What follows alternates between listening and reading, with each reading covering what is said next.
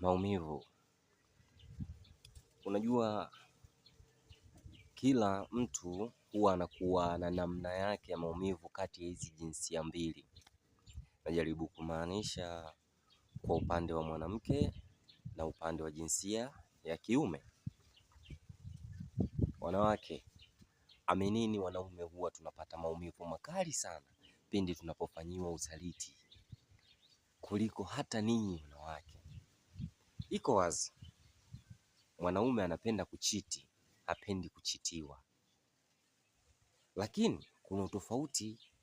Mwanaume anapochiti huwa anaweka heshima inatangulia mbele kwa mwanamke wake, lakini mwanamke huwa anakuwa na hafifu heshima iliyo hafifu juu ya mwanaume wake. Mwanaume atafanya kwa kujificha, kwa kulinda himaya yake, ngome yake kuu imara. Na ndio maana wanaume huwa wana kauli yao kwamba kila mwanaume anapenda akienda baa akute mwanamke. Lakini hapo hapo huyo mwanaume ukimwambia muoe yule mwanamke wa baa hawezi kumuoa, kwa sababu tayari katika uvungu wa moyo wake kuna shina la upendo limeshapandwa na limeshaota, limeweka mizizi imara juu ya mtu fulani. Hiyo wanawake mnashindwa kuelewa na mnashindwa kutambua. Siku zote mimi napenda kusema mwanaume ni kama mtoto na mwanamke ni kama mama.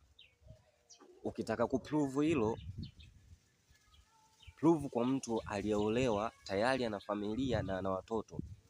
Baada ya mwanamke kupata ujauzito akajifungua mtoto, mwanaume huwa anamuonea wivu hata yule mtoto mdogo. Ni mtoto wake, lakini anajaribu kumuonea wivu. Hapo ndipo utakapoamini moyo wa mwanaume huwa unabeba maumivu, kwa sababu yale maumivu yanatoka moja kwa moja ndani ya moyo. Lakini katika usaliti huo huo, mwanamke yeye huwa anaathirika akili yake inaathirika, na ndipo pale asilimia kubwa maamuzi ya tofauti, maamuzi yasiyo na busara, maamuzi yasiyo sahihi, maamuzi ya kurupuka huwa wanayafanya watoto wa kike, kwa sababu katika usaliti uliofanyika, katika yale maumivu yake, yeye kinachoathirika ni akili yake. Mwisho siku anachoamua kukifanya ni kwamba okay, boyfriend wangu si Juma, rafiki yake ni Shabani, basi mimi naenda kutembea na rafiki yake wa karibu ili nimuumize Juma. Huko ni kuathirika akili.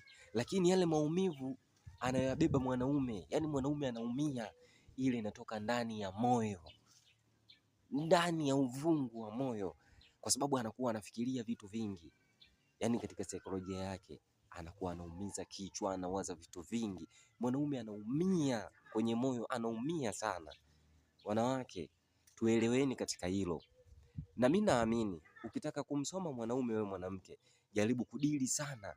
Unapokuwa na mpenzi wako, jaribu kuvijua vingi sana kuhusu wanaume. Hata ikitokea yule umeachana naye, basi kwa yule utakayekuwa naye inakuwa ni rahisi wewe kuwa umetambua wanaume wana mifumo ipi, wanaume huwa wanahitaji vitu vipi, wanaume huwa wanakuaje.